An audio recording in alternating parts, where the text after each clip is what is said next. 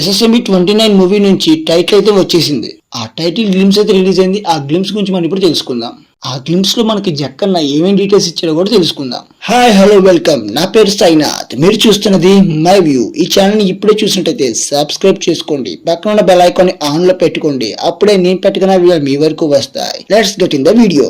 Starting లో ఒక సిటీని చూపిస్తూ దాని పక్కన నది, ఆ పక్కనే ఒక ఓపెన్ స్పాట్ అయితే చూపించారు. ఆ సిటీ అయితే వారణాసి అని మెన్షన్ చేశారు. దాంతో పాటు 512 CE అని కూడా మెన్షన్ చేశారు. ఈ డీటెయిలింగ్ చూస్తుంటే నాకు ఎందుకో ఈ మూవీ స్టార్టింగ్ అండ్ ఎండింగ్ కూడా ఇక్కడే ఉంటుందని అయితే నాకు అనిపిస్తుంది. మేబీ స్టార్టింగ్ ఇక్కడ ఉన్నా లేకపోయినా, బట్ ఎండింగ్ మూవీ అయితే ఖచ్చితంగా ఇక్కడే ఉండే అవకాశం అయితే కనిపిస్తుంది. అండ్ కాశీ కూడా ఇక్కడే మొదలయ్యిందని, ఇక్కడే ప్రాచుర్యం పొందిందని అయితే ఉంది.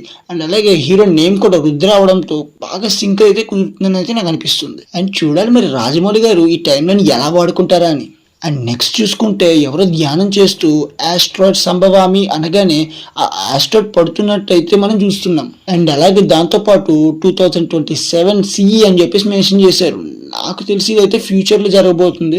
అది మరి మూవీ టైంకి ఎలా చూపిస్తారో చూడాలి. ఆ ఆస్ట్రాయిడ్ నాకు తెలిసి ఆ మంచు కొండ ప్రాంతాల్లో ఎక్కడో దిక్కున పడి దాని రెఫ్లెక్ట్ ఈ కొండ మీద తగలడం వల్ల ఆ మంచు కొండ ముక్క ఆ వాటర్ లో పడ్డాన్ని మనకు చూపించారు. ఆ కొండ ఎక్కుతున్న వాళ్ళలో నాకు ఎందుకు అక్కడ మహేష్ బాబు అయితే కనిపిస్తున్నారు.